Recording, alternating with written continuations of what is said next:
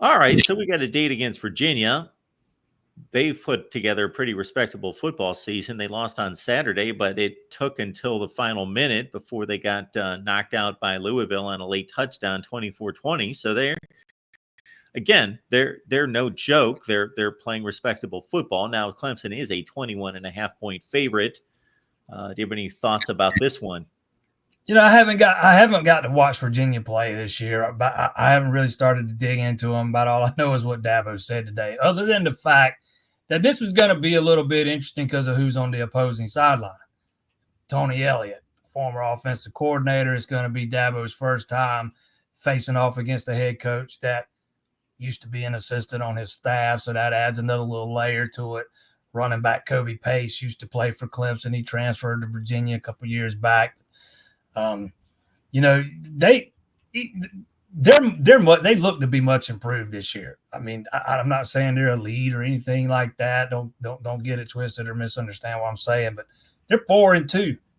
They've beaten Wake Forest. They got a win. I think, was it North Carolina State? Maybe they've got wins over those two guys. They lost close to.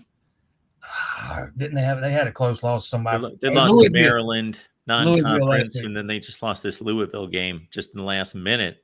They held tough with Louisville last weekend. So I mean, they're right there. It's kind of impressive what Tony's been able to do there the past couple of years, because they were bad when he took that thing over. That program was in bad shape.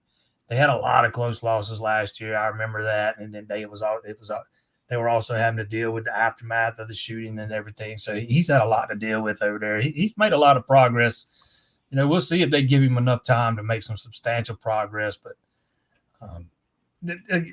when you get right down to it, though, I mean, Clemson's the much better team. This is a game they should once again win by blowout.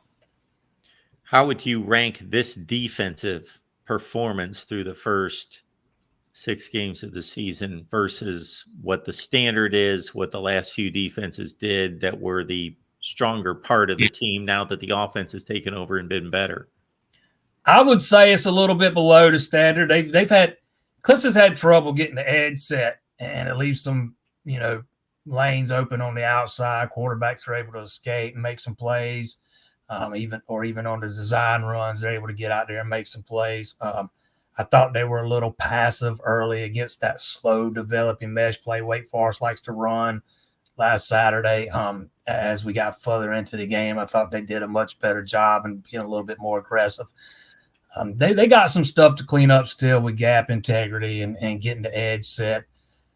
But you're also looking at a guy like Peter Woods playing out there on the end. They've missed him for a couple games, so they had to go with guys like Jaheim Lawson and Cade Denoff, who just haven't played a whole lot and are kind of learning on the field. It's kind of been a trial by fire for some of those guys. They're getting a little bit better as the season goes, but up to this point, I wouldn't say the defense is as strong as it was last year, but I don't think there's that big of a gap. Folks around Clemson circles not real happy about the Blake Hebert flip to Notre Dame. That caused quite a stir. That's what I didn't really see coming. I've heard of some unrest with some guys in this class since the last. This is the third decommitment since August. You had Bryce Davis, Isaiah Campbell, both defensive linemen, and now you got your only quarterback that was committed in the class. Now he's decommitted and flipped to Notre Dame. It kind of sounds like Clemson's got a plan in place here, and they're gonna do something to address it. I'm not sure exactly what it is yet. Even Dabo talked about it today, that they're gonna absolutely try and take somebody. Hebert was a guy that Garrett Riley really liked when he came and worked out at camp summer of 2023. Offered him and George McIntyre. Those were the two guys, but it was Hebert that Riley wanted. Just haven't got to see a lot of him play, or got to see him play a whole lot. He got hurt very early in the first game of his junior season, missed a whole year. He's been pretty solid through the first 5 or 6 games this year. Just from the film I've seen anyways, there's not a whole lot of film on him, so there's not really a whole lot to go by. I think it's fair to question the competition he plays up there, where he plays at in the Northeast. But talking to some folks around the program. I don't get the impression that they view this as a very big loss.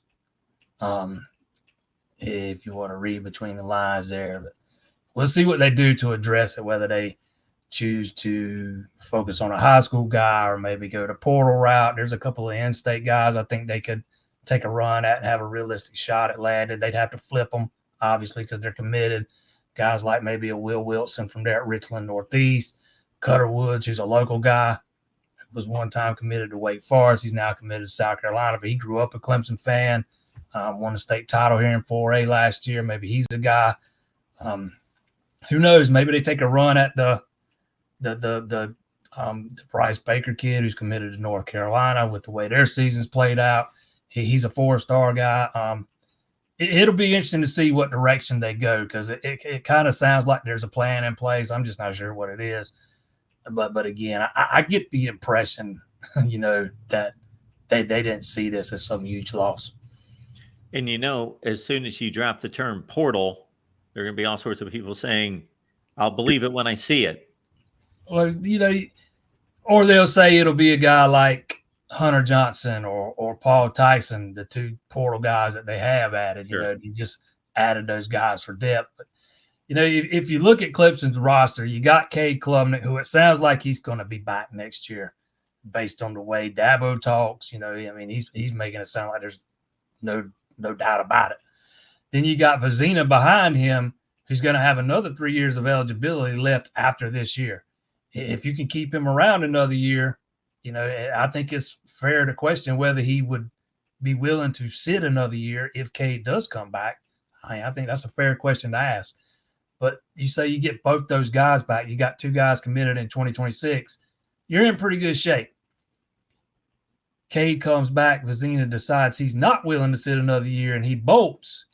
Yeah, then your hand might be kind of forced and you've got to look to the portal for a guy not on the same level as Hunter Johnson and Paul Tyson, a guy you might need to play to kind of bridge that gap between Cade and the guys you got committed in the 2026 class. Please like the video, subscribe right here at the Voice of College Football. We've got our shows on Wednesday and then the post-game show. And, of course, the Clemson Insider. You can catch all of Jason's work right there. Jason, good to see you. Thanks for stopping by, as always, laying down the knowledge for us. So we got Virginia, then a bye week. So you get to maybe take a nap or something. I'm looking forward to the bye week. I haven't been home much the past couple of weeks. Very good. Well, enjoy this weekend. And then, take a few minutes off. Appreciate you having me on, man.